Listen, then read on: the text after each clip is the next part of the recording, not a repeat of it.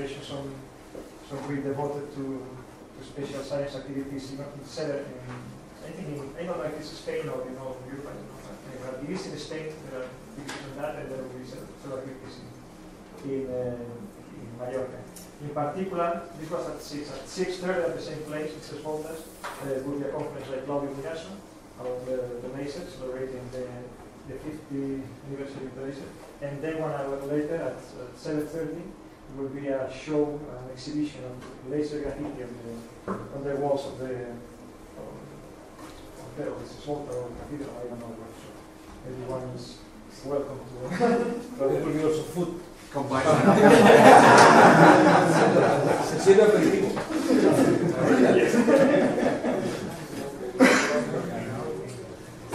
So thanks everybody for coming this afternoon. I think most of you know Konstantin Klemm. He's a kind of permanent visitor at IFISC. So we met in Copenhagen several years ago while he was doing his PhD. And well, after that he moved to Leipzig, to the Bioinformatics group in Leipzig University. And well, his interests basically are around physics, especially complex networks, and also the interface between physics and biology, genetic regulation and learning, neuroscience, and also on between physics and social systems, that we have several collaborations going on. He will be here until the end of, well, no, it's until next Wednesday. Tuesday, to be precise.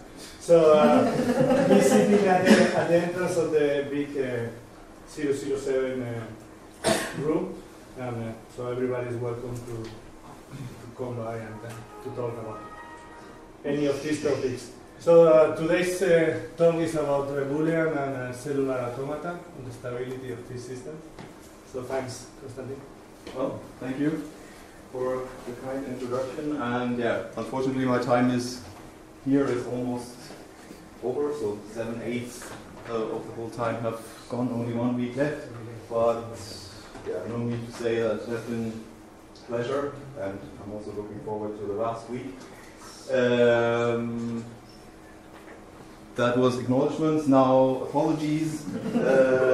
I have to say that the talk will be extremely boring to part of you at least, because this is something I had in one of the social meetings last year already. Well, maybe I can hope that you have forgotten most of this, those who attended the social meetings. And anyway, there I didn't get much beyond the introduction because that's a real discussion meeting, so I thought it would be okay to put this up again. So this is the outline, things in alphabetical order, so I have covered acknowledgements and apologies, and I will talk about Boolean dynamics, and mainly for, well, illustration, and because these things are known, I will then show what I want to show in terms of cellular automata dynamics, which is Boolean dynamics on lattices in principle, and then come to stability concepts, trying to sort of find a consistent stability concept between these discrete, totally discrete time and state discrete systems and the ones that we usually come to our minds when we hear dynamical systems, which are given by differential equations only. So fortunately there is no D to R here, because we have only 1 hour. And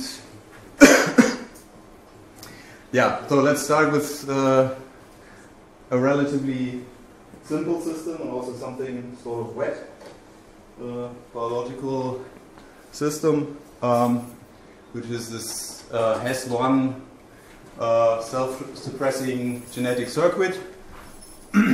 So Hess1 is in principle a gene, a part of the DNA, for instance in mammals, and so that thing is read off when it can be done, transcribed into an mRNA molecule, and that is then transported out of the cell nucleus. So this thing is a cell nucleus.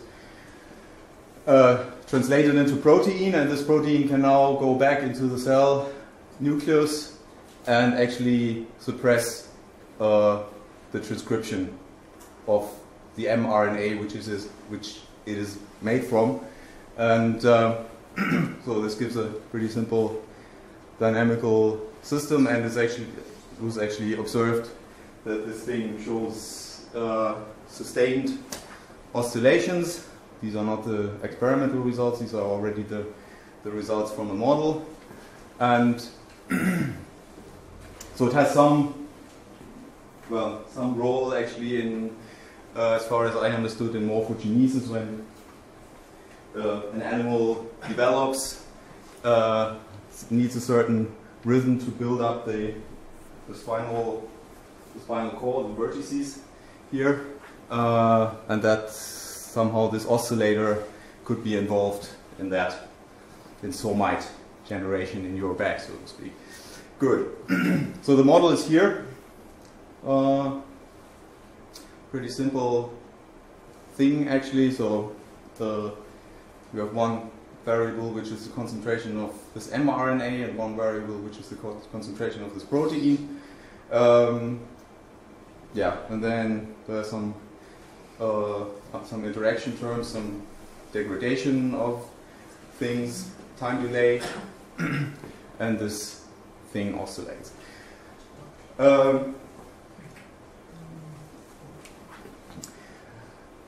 Still, well, you have a lot of parameters which might be a bit difficult to determine, and in fact here 6 parameters for a single gene, so that would become quite involved if you actually wanted to go to larger systems. Right?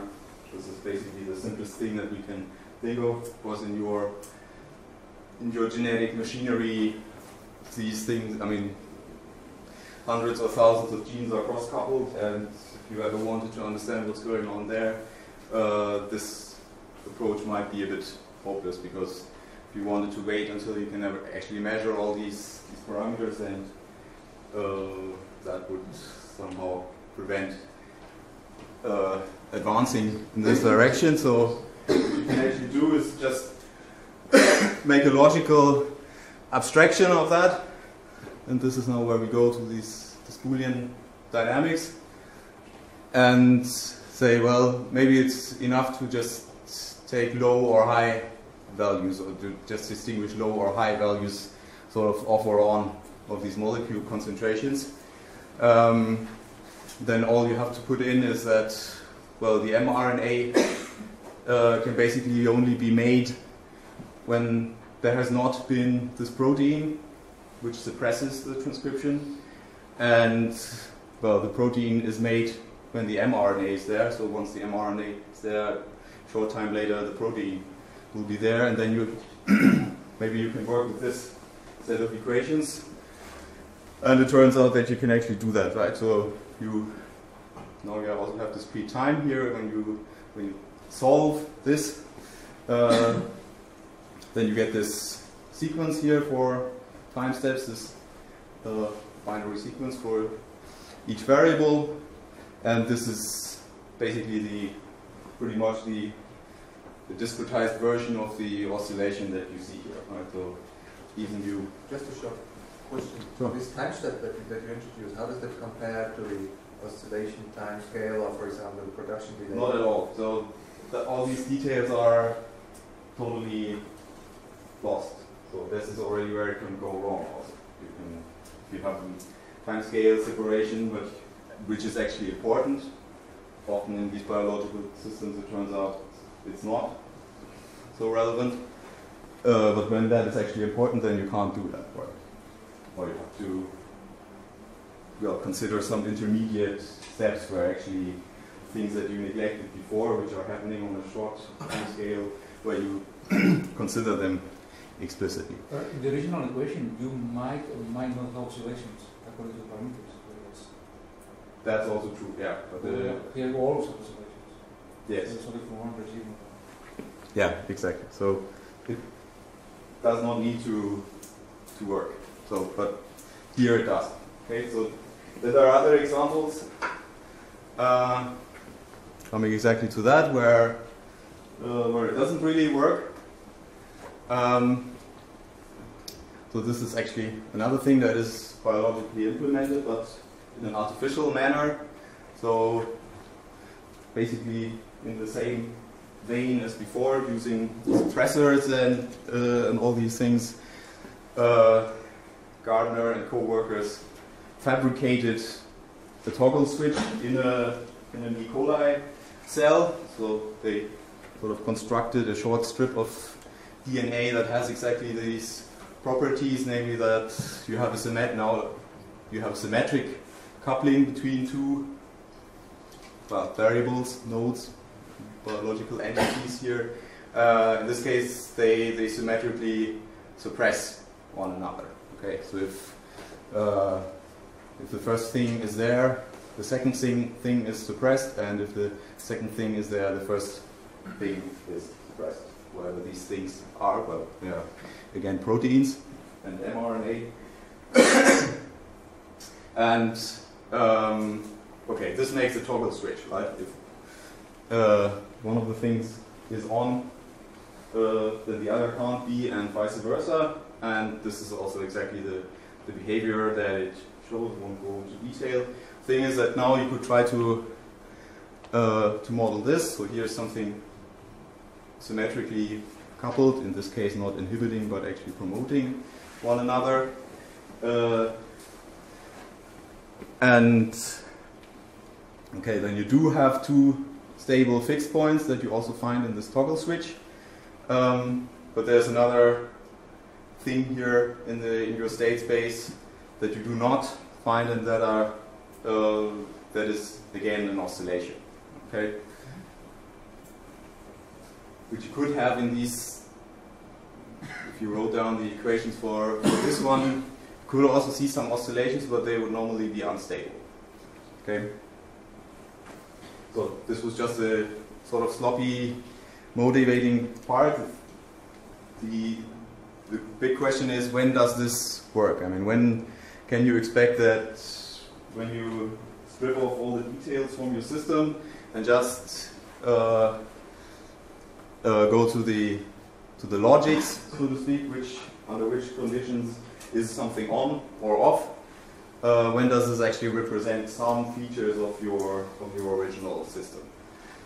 So if it oscillates or not depends on the initial condition there. If it oscillates or not, it depends on the initial condition, right? Yes. So it's clear that if you, for instance, assume that this system would have complete symmetry between element 1 and element 2, okay, and you put in also a completely symmetric initial condition, which is not one of these switching states, but actually is a state that is not a fixed point of the system, then what can it do, right? I mean, that it has to oscillate somehow. But it is impossible to, I mean, in the typical toggle switch, what you have is a double negative feedback loop. So it's a double negative, and here this thing is a double positive feedback loop. So it's which comes. Can you implement a double negative with this Boolean? Yeah, I could. Yeah, again, I could put for both of them one minus here. That would be the same. Only that then the fixed points would be 0, 1 and 1, 0. And those. You need 4 variables. Basically, because before you had only one feedback loop with 2 variables. You have 2 variables per unit. Yeah, I neglected the mRNA, because that's anyway only a positive interaction from the mRNA to the protein. It is the negative feedback, which is the protein acting on repressing the transcription. Well, anyway, it's not essential to your talk that you are motivated. It only depends on the number. If the number of in such a cycle, if the number of inhibitions is even or odd, right? This is what determines what kind of fixed point or oscillation behavior it can show. Well, Anyway, that was just the motivation for looking at these things a bit closer. And one thing that is that you actually easily miss when you discretize your system is your stability concept, which is usually neglected, sort of, because it's very difficult to deal with that. Right? Stability is usually when you want to ask, okay, is a fixed point stable? You make a small perturbation to that fixed point and ask, okay, does the system come back to the fixed point? But what is a small perturbation in these discrete systems? Like a perturbation, the smallest perturbation that you could make is to switch one node. Okay, so this is this is the question I'm asking here. How should we actually assess? I mean, once we have found a solution of a Boolean system, of a discrete system, how should we actually, well, say something about the stability in the original continuous dynamics that we had before we went and discretized it? Okay, and in order to address that and to show also most of it in pictures, I do it with cellular automata, and actually only elementary cellular automata. So where you have now a 1D lattice cells with exactly these Boolean states, and you have a time discrete dynamics where each cell looks what have I myself and my two neighbors, in which state have they been in the previous time step, applies a function to that, which is the cellular automata rule, and this function also only takes values 0 or 1, and this is how you update the system. Right? And when we plot results from that, the time runs in this direction, and this is your 1D lattice. So, for instance, this is actually generated by rule 22. There are 256, 2 to the 8 elementary cellular automata, and the way you number these rules is that you just, from this rule table, you just read this as a binary number. Actually, I should have put it the other way around, because this is the 128, this is the 64, and so on and so forth. Okay, so this is 16 plus 4 plus 2 makes 22. Anyway, no need to remember that, but this is how you number these rules. Okay, talking a bit more about cellular automata, how they came about and why people look at them. They're pretty versatile models of computation. In fact, it's known that anything that you can compute with a regular computer with infinite memory, which is a Turing machine, you can also do with at least certain cellular automata rules. For instance, rule 110 is known that it can compute everything that also a computer can do. You can, in a pretty odd programming language, you can write any program in terms of zeros and ones. Anything that can be computed, okay, has a program, finite program. So you put that, and then beside of it, you put the input on what you want this program to work. Let's say addition of two numbers or something more complicated. And then you let it run, and then from some cells, this is your initial condition, and from some cells you can read out the sum of your two numbers after a certain time. So these things can actually compute everything that can be computed. Actually, last time I talked about this, Raoul wanted to have a simple example for such a program. At that time I said it's complicated, just because I didn't know, and now I say it's complicated because I know it's complicated. Because I looked it up and it was simply... Anyway, okay, that's not the main point here. So then you can also use them as models of self-reproducing structures. These von Neumann machines. And of course we are generally interested in pattern formation, something complex spatio-temporal going on, and that's what you can get out of cellular automata. Pretty simple primitive rules lead to pretty complex spatio-temporal behavior. Okay, go into these examples very briefly. So they actually have some relation to empirical works. So for instance, it's speculated that there's something like cellular automata dynamics going on plant leaves, and these plants they have to decide how much they should open their stomata, or if a certain stoma should be open or not. So there's always a trade-off between losing too much water and not getting enough CO2. When you want to do photosynthesis extraction, to let in the CO2, you have to breathe somehow, and on the other hand, you don't want to lose too much water. And apparently these stomata can only be open or closed, so that there is also already something Boolean here. And now it has to be, depending on the state of the plant, it has to be decided how many of these open or close, and apparently there's something like a local cellular automata rule going on there that decides how to do that. I think I'll skip this one, although it's interesting. And then where something like some of the patterns that you see in cellular automata have actually been observed in nature is on the surface of seashells. So perhaps there's some dynamics going on that could be reduced to such a cellular automata.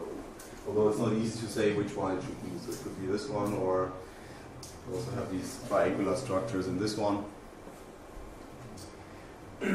Anyway, so now we come back to the point.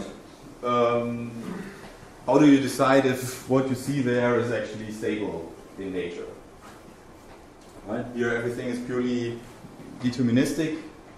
What now if the system that you try to model with this, which is probably not totally discrete and not totally deterministic, if that actually, if you cover this dynamics in the right way, and if what you see would actually be stable, would have a stable implementation in nature. Right, so the general question, how do we carry over stability concepts that we have for continuous dynamical systems to discrete dynamical systems? And what is mostly done is doesn't pay much attention to what continuous systems actually do.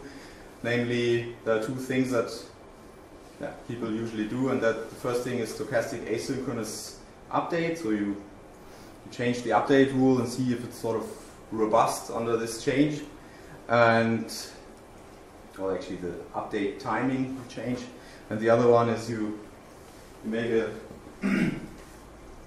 flip perturbation in one side and then see if this damage spreads. I will briefly go into these two. Okay, so what is stochastic asynchronous update?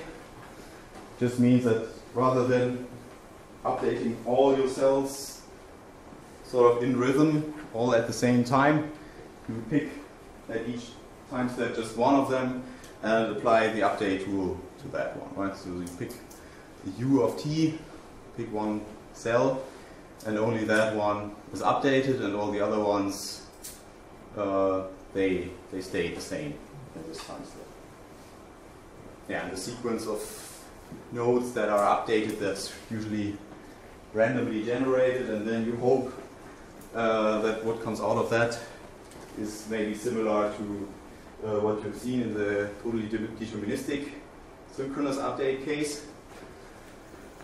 But it's known for a long time that this is not the case, at least for for cellular automata that have some interesting dynamics, that usually looks completely different, right? So here's a synchronous update case for rule 22 that we have seen before, starting with the same initial condition, but now doing this asynchronous update.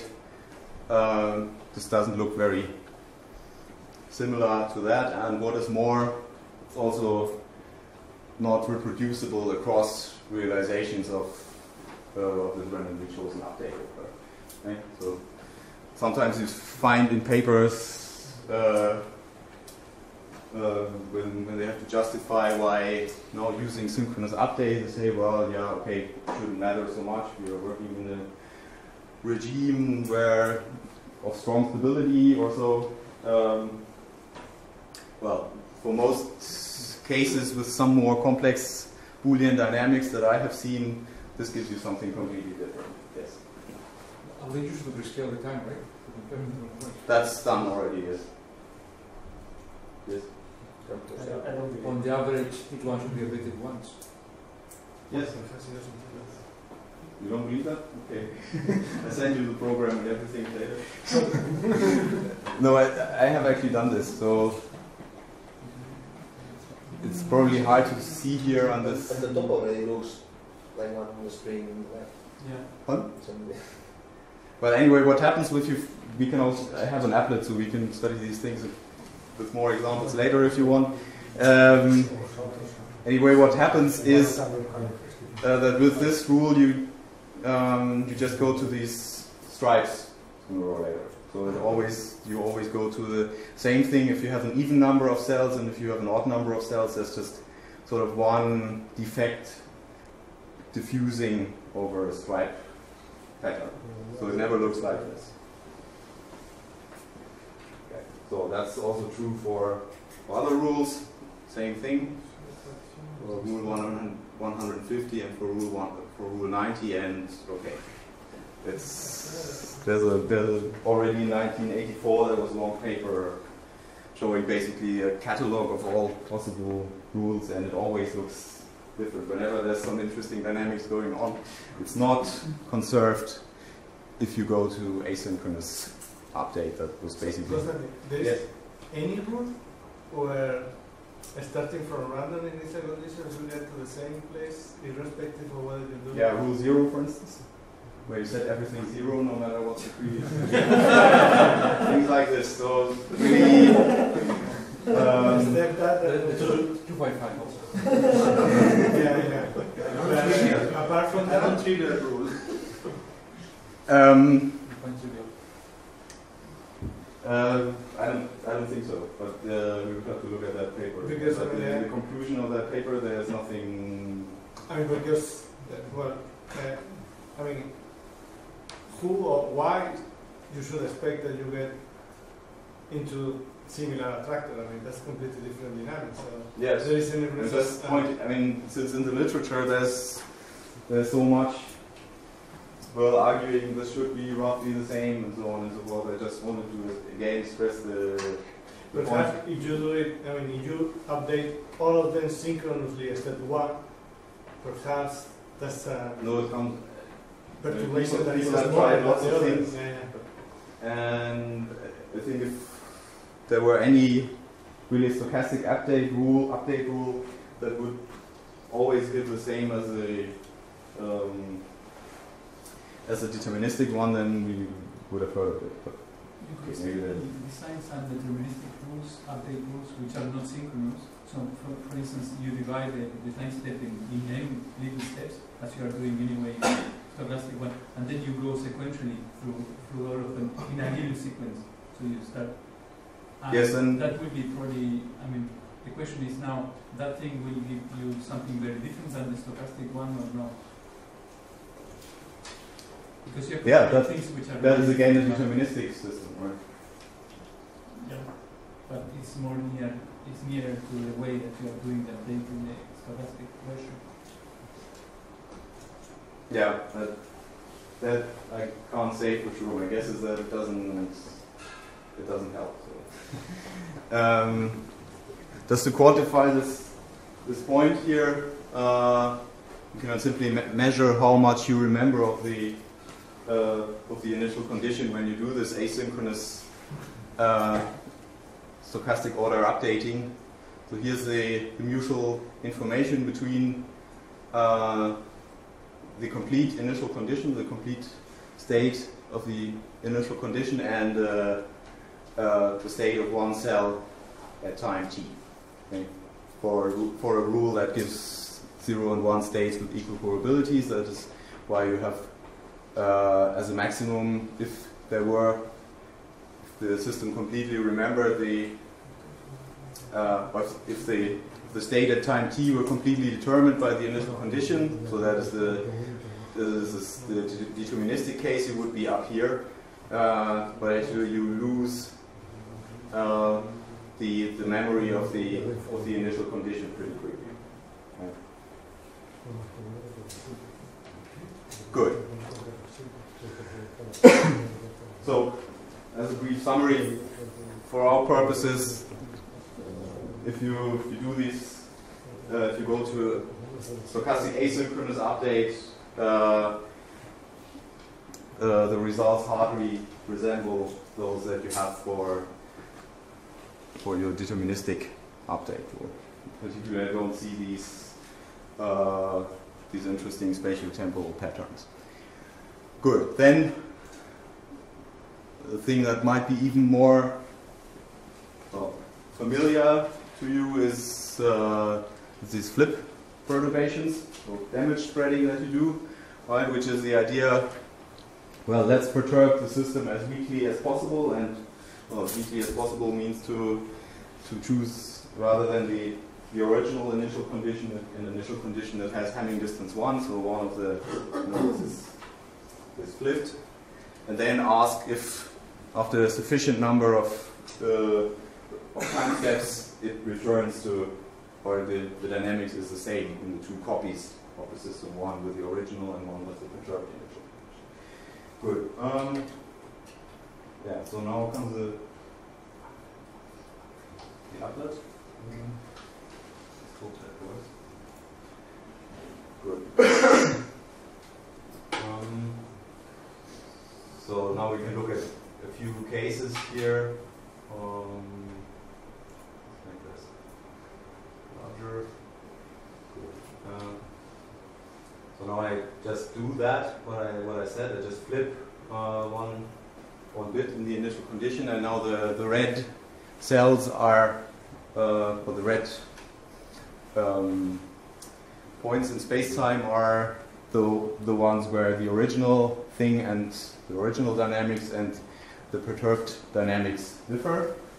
Okay, so you see that at least for this case here, the difference spreads pretty much. So we'll stretch the zoom out on the time a little bit.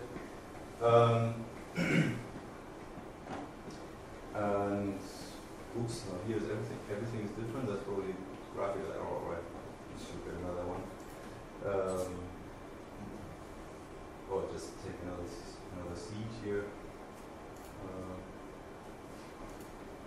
Oops, okay, that's perhaps too much. What is that? Okay, my applet doesn't work. Okay, I finished it yesterday. Here, okay, good. Good. Yeah, so down there it looks like everything is inverted because everything is red, but that's probably graphical problem. Because now it's not like that.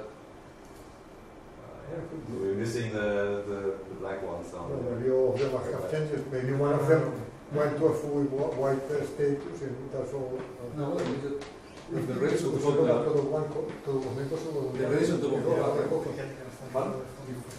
top. I don't see the black because the red is on top of the black. Yeah, but that would mean There's white, it's black, there's white, that all the blacks are inverted, right? Which cannot be.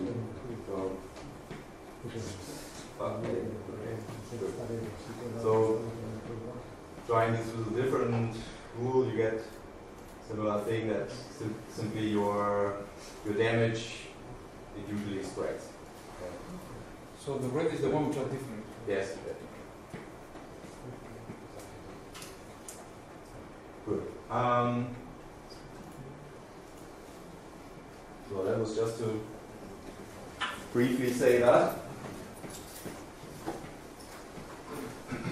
So you can do this damage spreading scenario, but then all the rules of interest, the ones that produce some more complicated patterns and don't die out immediately, they are again totally unstable. You hardly ever see that this perturbation peels out. Okay.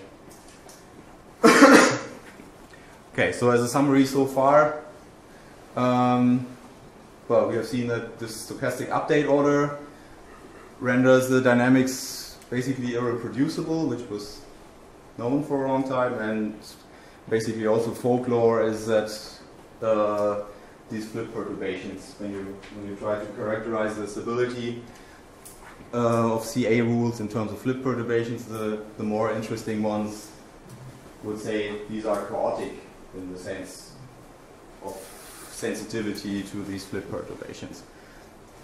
Just to comment. Yes. Of course, you are saying that the interesting ones are the chaotic ones, but there are a couple of dynamics that I will qualify as interesting, which are not chaotic, and damage is not, effect of damage is not so important. So, for example, the majority rule, you update, you count your neighbors and yourself, and take this majority rule of those trees. This gives to growing domains in which at the end there is always everything one or everything zero, and I think it's an interesting dynamics in between. And this is the same in the stochastic updating and the synchronous updating.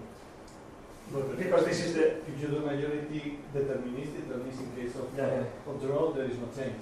Then it's not necessarily the case. That you reach there. You have three, you have... Well, okay. That's it. The point is that this is what is used. This is now that it gives the same state that the asymptotics and some of the correlations are the same, but even the dynamical critical exponents are different. This is now. But I mean, I agree with you that many cellular automata have different dynamics depending on where you damage and in which update. And there are a few ones that for which this doesn't matter.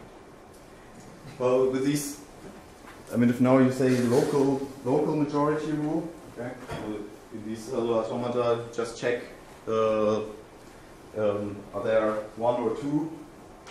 No, are there two or three on of my neighbors? Then I'm also on, and otherwise I'm off.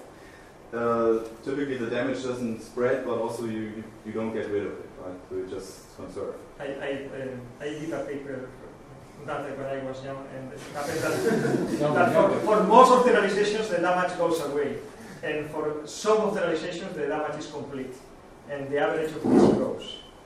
But okay. Okay. But anyway, I think this is qualified as interesting dynamic. Anyway, there are other things. Okay, so then, if at least one of these concepts of perturbation or noise and stability, they are some more general, then you can ask, okay, does this now have any implications for the corresponding continuous systems, right? You could interpret these cellular automata as discretization of the continuous system, and if we have a stability criterion that is sort of consistent between continuous and discrete, then this should make a prediction for the continuous dynamics. But then, of course, we have to clarify what the corresponding continuous dynamics is first. This is not so obvious. At least going from the continuous to the discrete seems to be much easier than going back, because it's obviously not unique to say what continuous dynamics do I actually come from when I discretize my state space. Good. So here's an attempt to do that.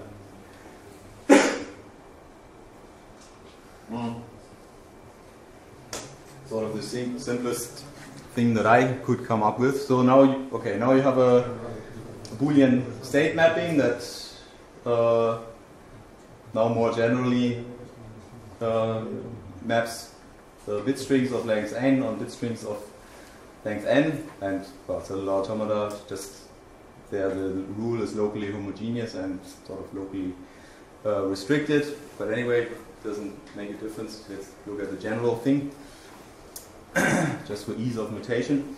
So you do this, you apply this mapping to your bit strings, and now you want to define something that is that could be the origin of discretization, something that you discretize then arrived here. Okay, and the thing that I choose, but you have another idea, is this one. Where I now say, okay, my x is now continuous between 0 and 1, and applying this rule, well, first of all, I have to say what all these values in between, what they are actually mapped to, right? So, and the simple thing that I do is just to apply a threshold at 1/2. Okay, so this f bar just applies threshold of 1/2 to each of the now continuous state variables, real state variables, and then I have zeros and ones again. Because of the Heaviside function, or the step function at 1/2 here, and then I can apply my f again. And okay, what is now the dynamics? Okay, we've already clarified what it means to apply f bar, and now the xi just goes up when this f bar says that you should go up at this point, but it doesn't go above 1 and it doesn't go below 0. So okay, this is exactly what this equation means here. So evaluate states at 1 time step back, right? Because this is what we did before, and then sort of follow that 0 or 1 signal until you have reached 0 or 1 with a velocity of alpha. Good. Why is this somehow reasonable? Well, because my discrete solutions are conserved. If I have a discrete solution already, then by stretching my time a bit with this factor of 1 plus alpha halves, it's also a solution of this thing here. Just to illustrate this a little bit. So this is now again for our cellular automata rule 22, now only 5 cells, and let's say that at the beginning this one is on, okay, gray is now on, and the others are off. Okay, so up here is my initial condition, 0, 0, 1, 0, 0, and my continuous states, they are actually at the corresponding saturated values. Yeah, so this is 0, 0, 1, 0, 0. Right, so now here's time, and here's now my my real x, my state x is maybe a bit confusing, but this is how you draw it in cellular automata.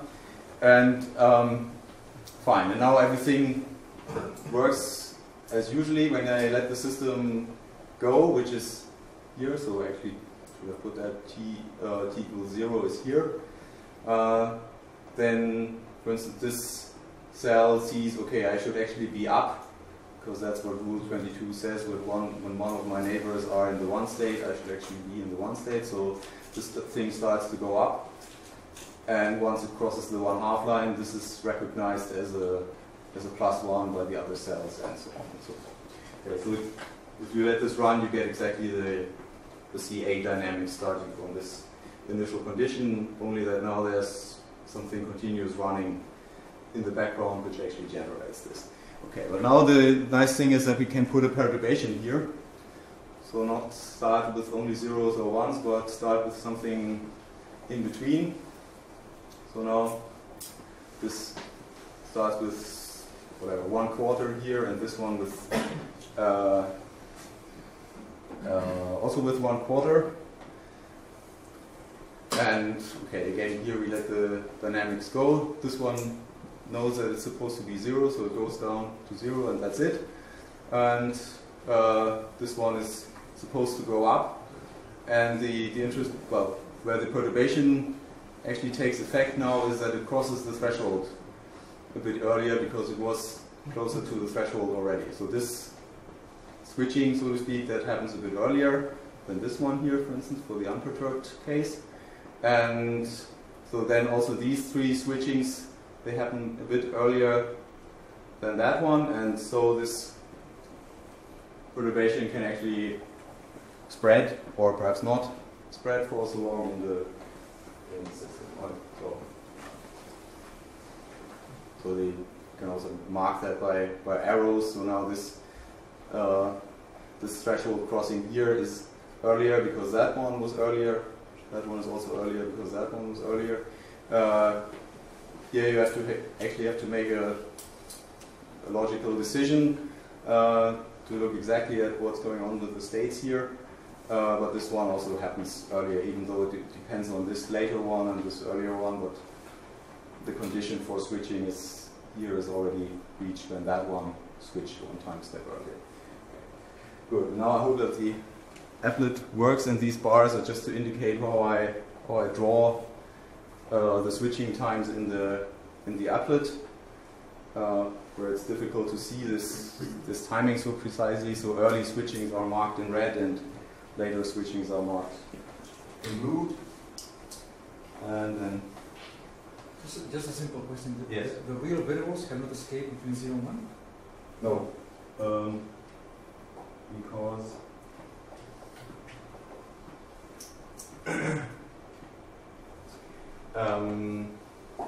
yeah, because of the sign function here. Okay.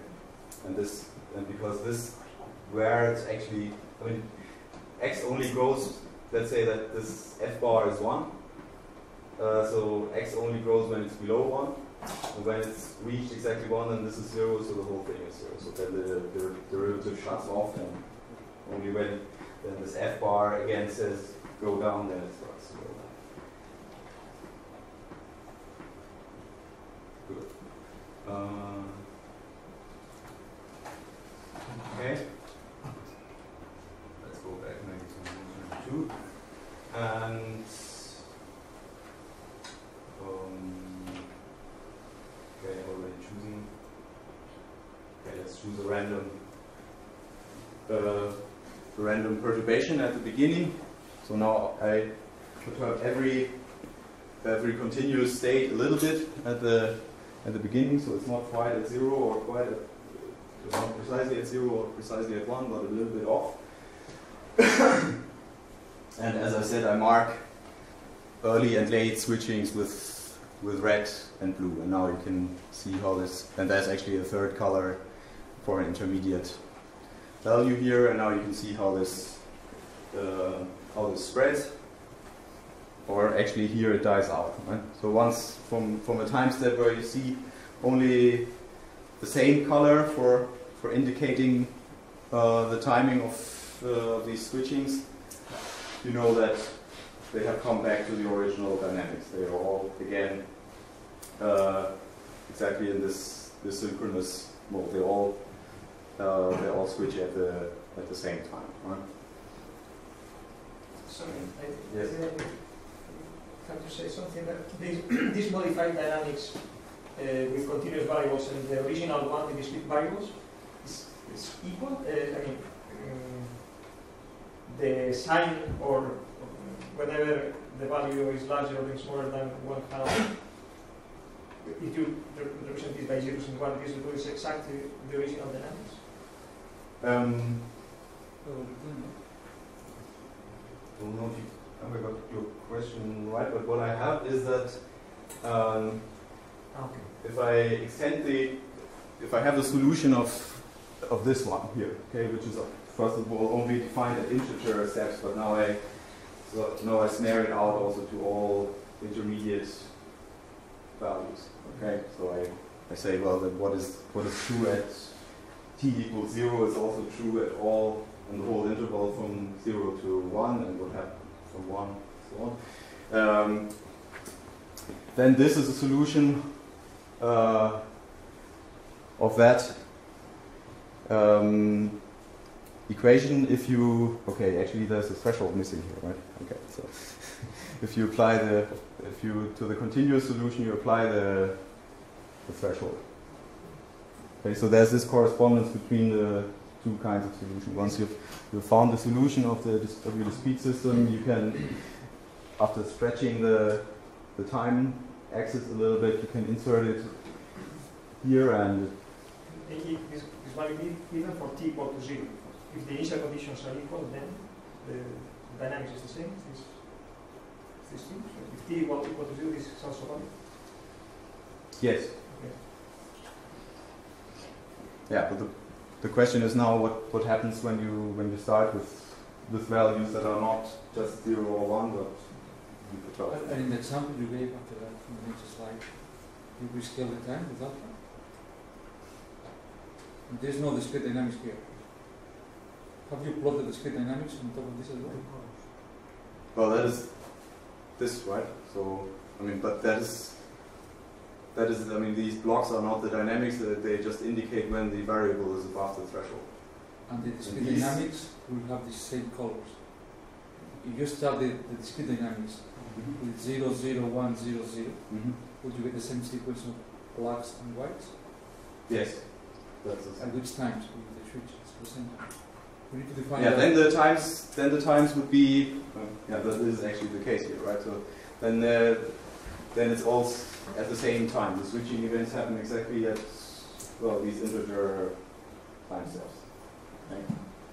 And yeah, given that I start only with zeros or ones, and if I don't do that, then I have a more complicated timing. Good. Yeah, so no need to consider, well, actually no time to consider further examples. Good. So, briefly, the results. Now you can ask, okay, when I do what I just did many times, introduce this continuous perturbation and let the system run and run and run and ask, does that eventually heal out? Does that eventually show the same solution as if I had not perturbed the system? Okay, then here's your sort of the stability statistics. How often does it heal out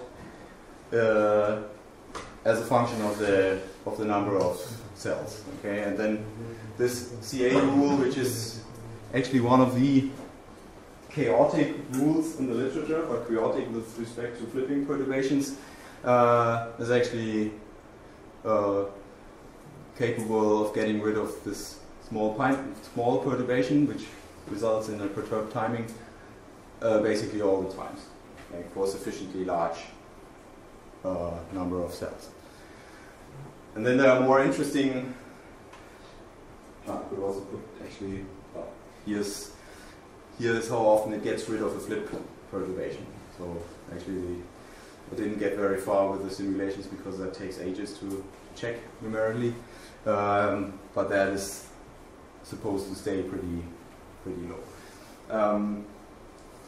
There's an interesting system size dependence for other rules, right? So this is not fluctuations because of the simulation. So here actually error bars are smaller than symbols, so these are real effects of varying the system size. So in this rule 150, for most system sizes, again, it perfectly heals out, but then there are others that are either completely hopeless or somehow intermediate. And here you can show analytically that no flip perturbation ever heals out. You never go back to the original dynamics when you make one step, so didn't need to simulate this. The corresponding thing for the flip perturbations is just down here. And then there's this Turing complete rule 110, and okay, that is also tends to be pretty unstable also for our small perturbations, and completely unstable for for the flip perturbations anyway. Okay, running out of time, and you can ask how long does it take to get rid of the perturbation as a function of time. Again, this is different for different rules. So here it's actually scaled as the square of the system size, and here it seems to be more or less linear with the system size for this rule 22. And then there's a classification by Wolfram, which is pretty much used to see what these rules are doing. So class 1 is it dies out immediately. Class 2 means simple patterns. Class 3 chaotic with respect to flip perturbations, and class 4 is something even more complex, which I won't go into here. And so far I've found representatives for quite a number of combinations with stability with respect to my stability criterion that is consistent with this simple continuous dynamics. Okay, so these seem to be so far quite independent characterizations of the rules. Fine. So what we have seen, for instance, is this chaotic rule 22, which is chaotic when you consider flip perturbations, is actually stable when you make these small timing perturbations in consistency with the continuous dynamics. Good. We'll skip that, and then as a last thing, you can now try to get rid of all these cellular automata details and study something, say, more generic or randomized in structure, and that is random Boolean networks, which for our purposes are now just sort of disordered cellular automata. So rather than taking a lattice on which you have your cells, you give completely randomly chosen other cells as input to the node, and also at each node you choose one out of the allowed rules, you choose that thing independently. So completely disordered case of cellular automata, and for those it is known that depending on a parameter that characterizes how much your functions, your functional ensemble actually reacts to a change in input, it's known that there is a phase transition from being totally inert under flip perturbations to being sort of chaotic. So Kaufman called this line here the edge of chaos, and there's a lot of theory that real biological systems, they should be somehow here at the edge of chaos. Now when you apply these small perturbations to these random Boolean networks, then you see something completely different, namely that you get stability more or less in that regime here, down here, but that's a regime where typically the systems are at a fixed point anyway. And here in this regime also, where a lot of moving is going on that were previously characterized as chaotic with respect to these flip perturbations. And again, this confirms that flip perturbations are not the same as these small perturbations, and if you believe that these small perturbations have something more to do with continuous dynamics, then probably this one is the right characterization. Good. Doesn't want to go to the last slide. Have I forgotten anything? No. Good. So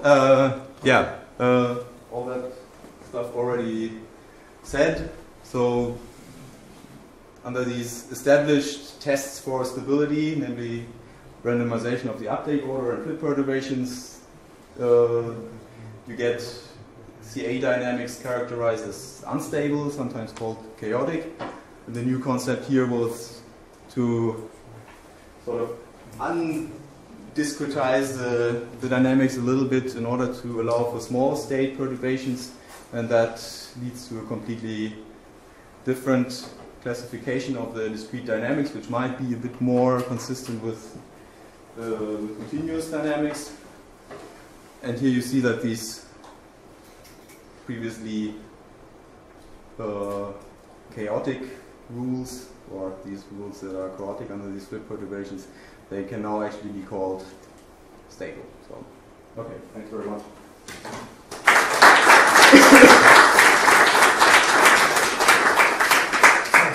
Thanks, Konstantin. It's time for question. So I have one, your concept of restability, you put an initial condition, in the continuous case, and you flip and see how far it reaches, right? Mm-hmm. More or less. But typically, this is not what we do is go to the attractor, or to the sorry configuration or whatever. There, you make the perturbation and see what happens, right? So the concepts are, probably they are related, but they are. Yours is more. It's stronger with respect to the other one. It's more like counting how many attractors you have in the system and just making a perturbation whether you go to the same attractor or whether you go somewhere else. But in the other is the stability of the final configuration. So, well, at least for this case here of the random Boolean networks, I also did exactly what you said. Right? No wait. Don't do the perturbation on the transient, but wait until the system has reached an attractor limit cycle, and then do the perturbation. But that looks pretty much the same. For the blue curve, that was known already. That doesn't really matter. Mm-hmm. But this result is also looks basically the same. And the other question is, you started with an example of a genetic network with some equations that were continuous in time and in the state. Then you went to the Boolean that is discrete in both, and now you have to invent something to come back to the continuous in order to come back. So, there is any example where this discrete approach is more or less realistic? It's closer to reality than the continuous approach, or really just say a mathematical or physical. Where it's closer, actually. For example, the example you gave was naturally in the continuous time and continuous state. That was the natural approach, let's say, right? For what? Sorry. For the example you gave at the beginning, the yes. genetic network. So there is examples where this Boolean approach is could be more sensible, or at least more realistic to take observation. Or okay, the answer is relatively complex, but okay. First of all, in principle, they are. These gene regulatory systems are discrete, right?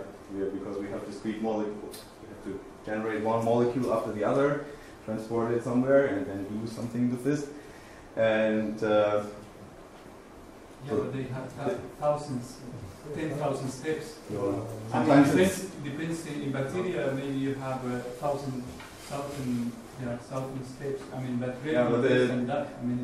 There are experiments. First of all, this gene regulation is sort of bursty, and that's because you really produce one molecule after the other, and as soon as the first one arrives, say at the ribosome, or depending on what process you look at, then the thing starts. So it's really bursty. Also, usually you have anyway just one binding site. Okay, it doesn't help much to have a second molecule around. As soon as the first molecule arrives and docks, the process starts or is stopped. Okay. So they are in between continuous and discrete, right? Because certainly not such that you're always only dealing with one molecule being there or not, but it's also not not very realistic to assume that everything is That's clear. I continuous. mean, but the good thing to do will be a Gillespie algorithm. You can, I mean, that's Yeah, the even proper more thing to do, complicated. but I don't think that Boolean, this Boolean approach can be sensible.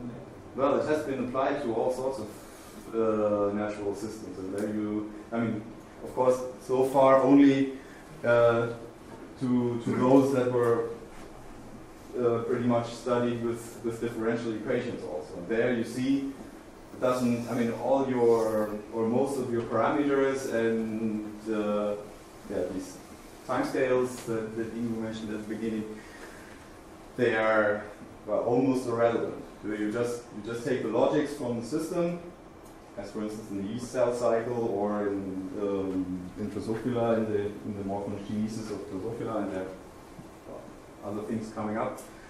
You just take the logics from the system, what regulates what, in which way, and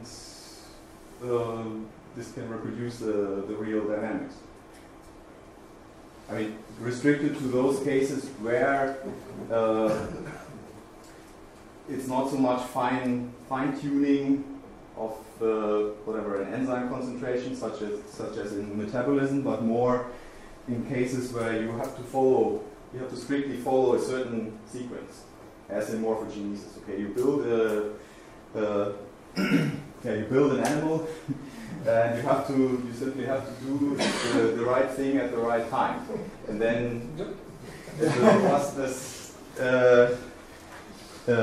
robustness of everything, so it would be very bad if a small perturbation would always cause the thing to fail, takes care that it's not so much the exact concentration that things depend on, but more whether a certain transcription factor is there or not at a certain time.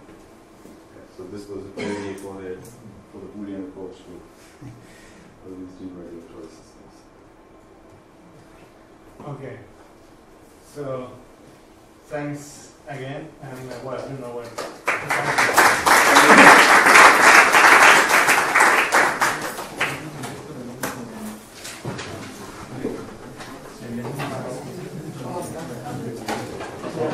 No,